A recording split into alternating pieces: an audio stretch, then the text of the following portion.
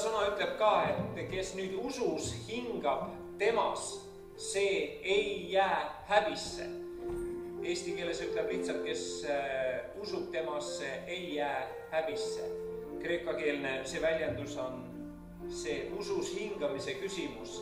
Me usus hingame Jumala sõna tõotuste peal, sest sõna tõotus on see elu, mis on ilmutatud täna meie sees.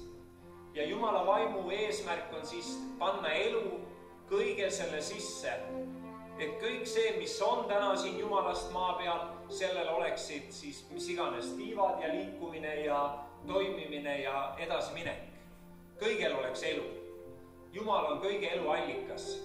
Ja ma usun, et sellest elu allikast me saame siis rääkida, mis meie kellegi elus on toimumas, juhtumas, sündimas.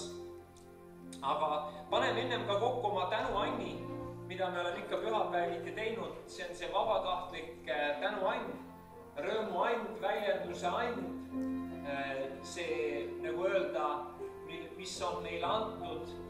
Jumal on andnud meile, kuidas ta ütleb, elu, õhu ja kõik, mida me vajame eluks ja Jumala teenimiseks. Kõik on tema poolt meile antud. Ja see, mida meie saame välja külvata ja väljendada, endi poolt on ka tänuks ja kiituseks temale. Nii et kiitus Jumalale kõige eest. Nii et Jumala hea and, tänu Jumalale. See on tema hea ja täiuslik and, mis on taevast tulnud. Mitte midagi võiks öelda, mis Jumala juurest on tulnud, ei ole seda, mis ei oleks täiuslik. Kõik on täiuslik, mis on Jumala juurest alla tulnud. See põhimõte on väga lihtne, sellepärast, et tema ise on täiuslik ja kõik, mis temalt tuleb, on ka täiuslik. See on nii-öelda kooskõlas tema endaga. Nii et väljaspool teda ei ole midagi. Kõik on kooskõlaga ja kooskõlas temaga endaga. Nii et tänu Jumalale. Ole hea, õnnistame ise ka seal. Õnnista seda sisse. Armsad, kas te olete nõus tõusma püsti? Isa kallis, me täname sind, et sa oled imede Jumal. Sa oled armastuse Jumal. Sa oled üleloomulik Jumal ja sa täidad rohkesti kõigi oma laste vajadused. Auga Jeesuses Kristuses. Nii oled sa tõotanud, nii sa seisad oma sõna taga ja nii ka sünnib nii sinule kui minule. Ole õnnistatud. Aamen.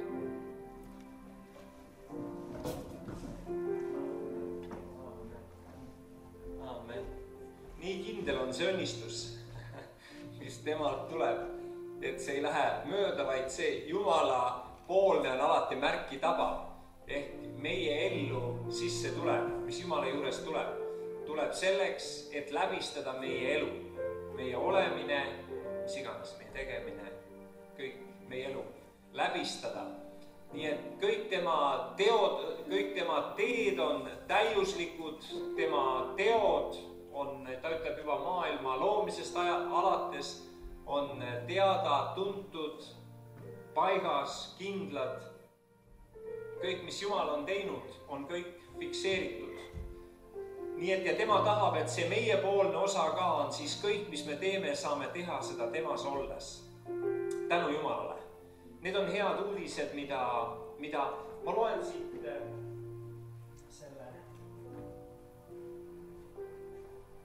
Ma loen siin Efesuse kirja algusest meile selle uuema tõlke järgi.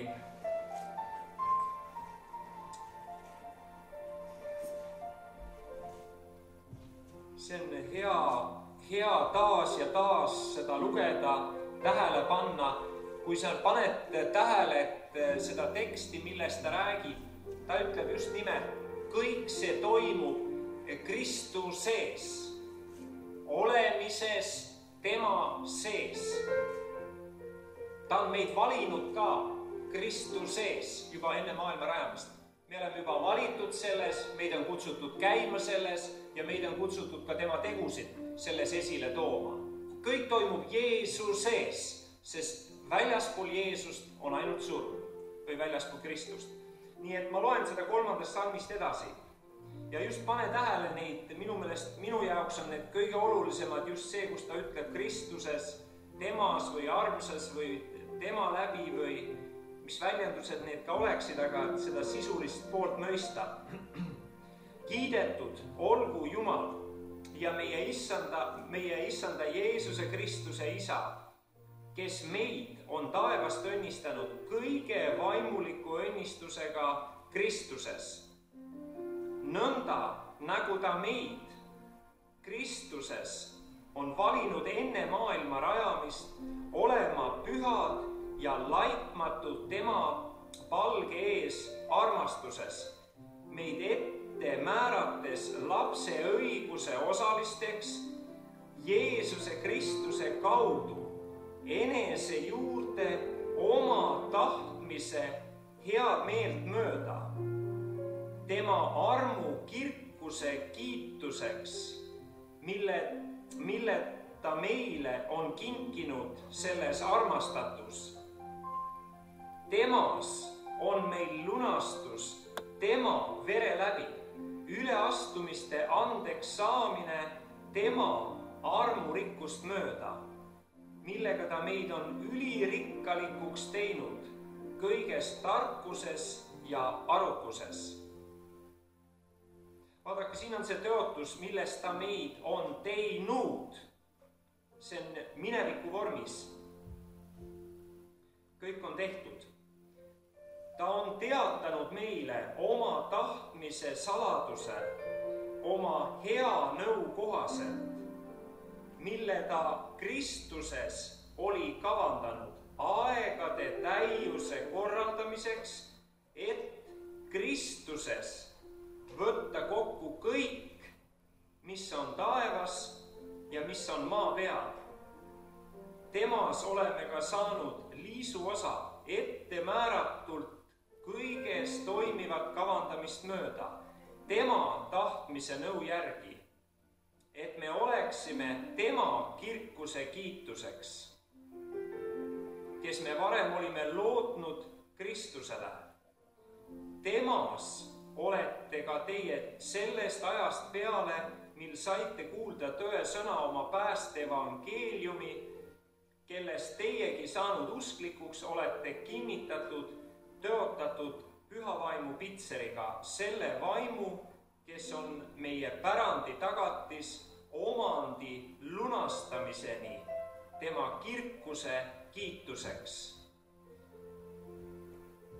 Tänu Jumalale, ma ei oska muud öelda, see on nii hea on seda lugeda, et taas ja kogeda seda, et kõik toimib temas, kõik on määratud toimima, liikuma, elama, olema, kõik on vaid temas.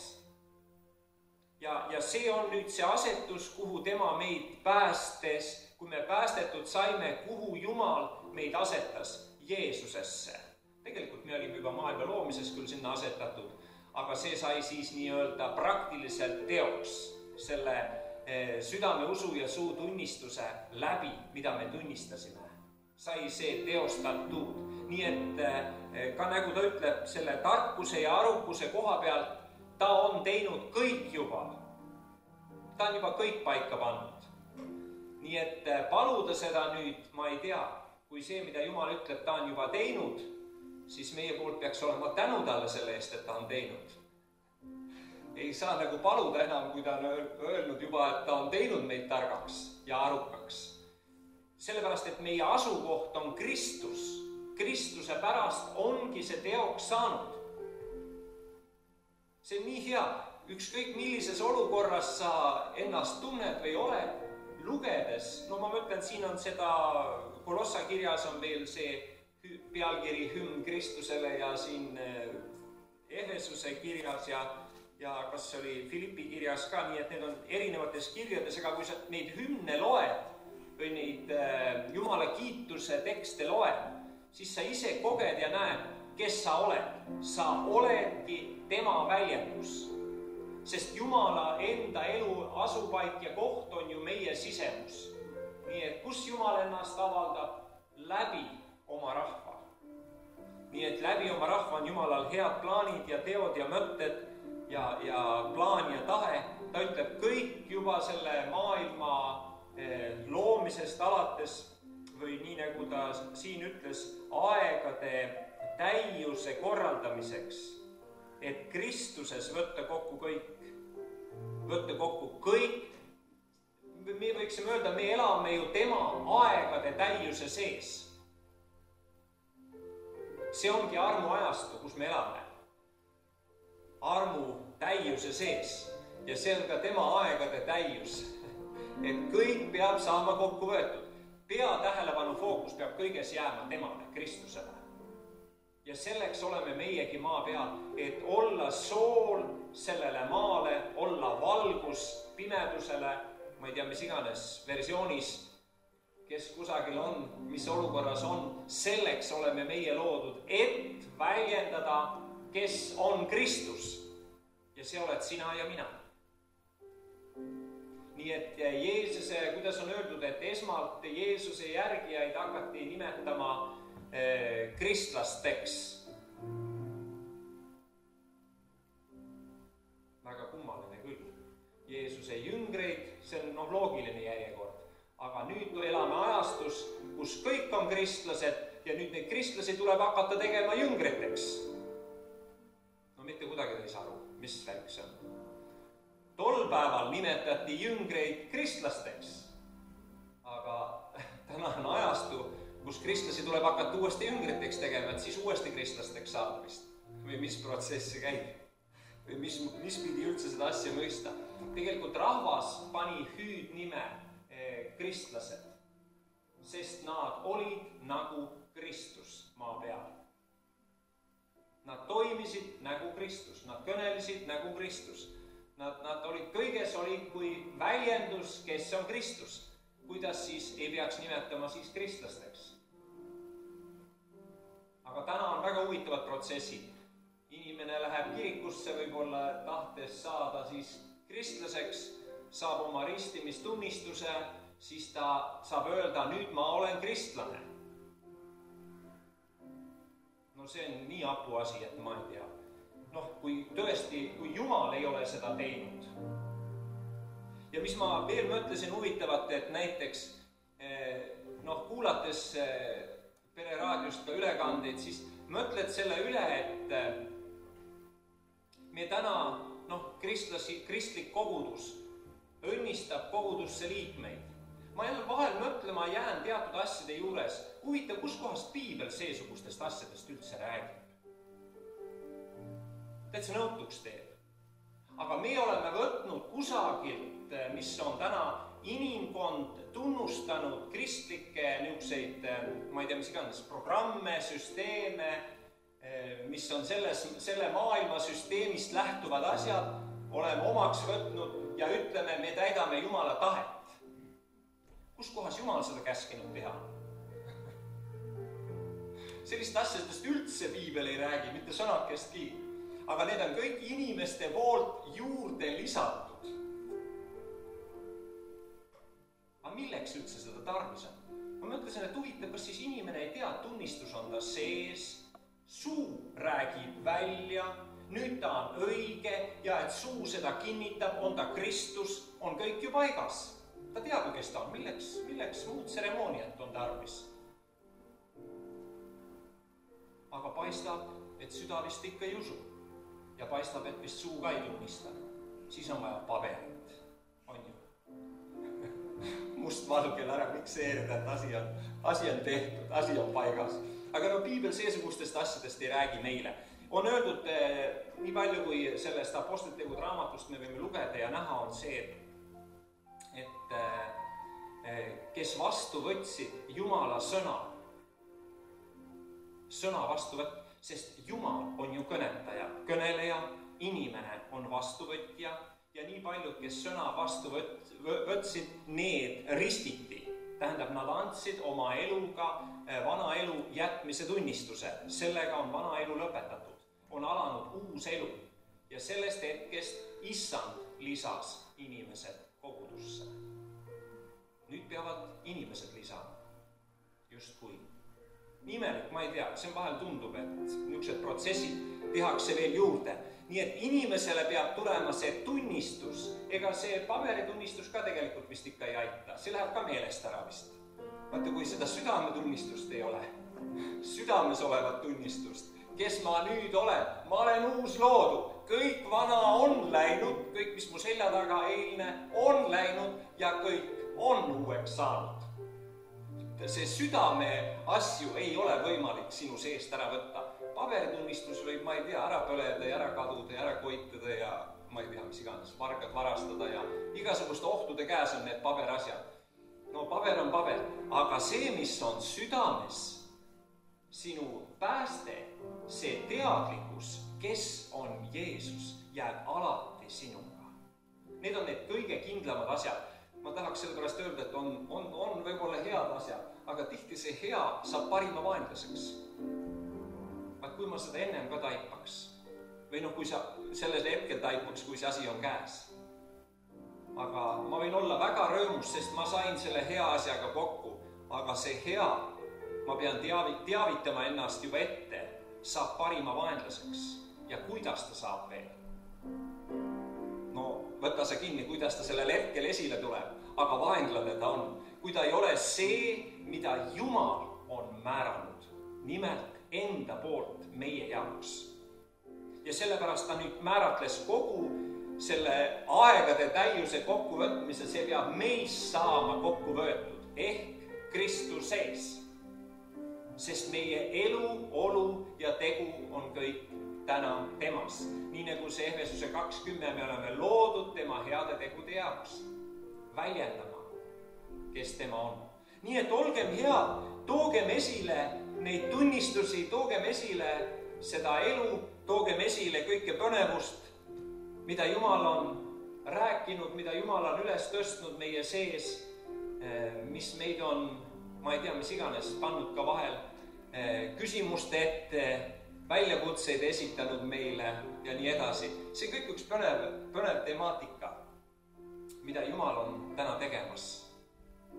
Sest selles kõiges kõlab ju see sõna, aga usk tuleb ju kuuldu läbi. Kuuldu läbi tuleb usk. Need on head uudised. Usk tuleb kuuldust, aga kuuldu lähtub alati sellest, mida täna Kristus kõneleb, millest ta räägib. Ja sellel on täna elu. Halleluja. Nii et see on väga hea. Nii et olgem head. Tulgem. Peeter, tule ja alusta.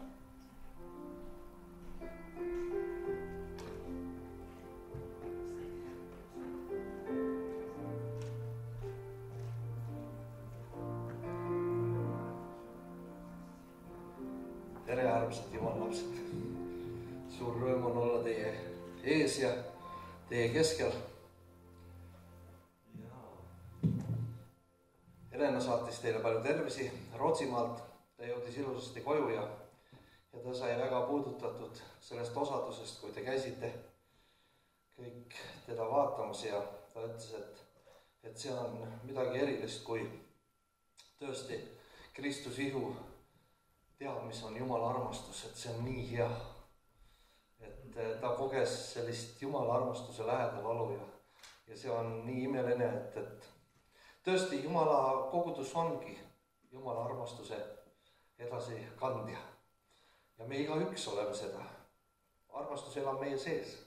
See on valatud püha vaimu läbi meie sisse.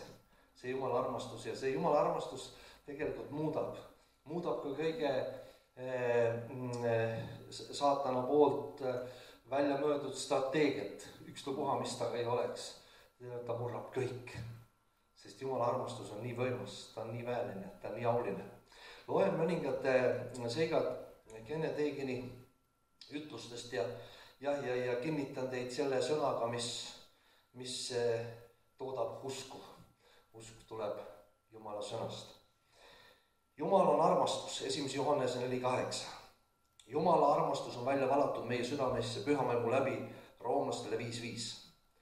Kui sa sündisid uuesti, sai Jumalast sinu isa. Jumal on armastuse Jumal. Sa oled armastuse Jumala armastuse laps. Sa oled sündinud Jumalast ja Jumal on armastus. Järelikult oled sa sündinud armastusest.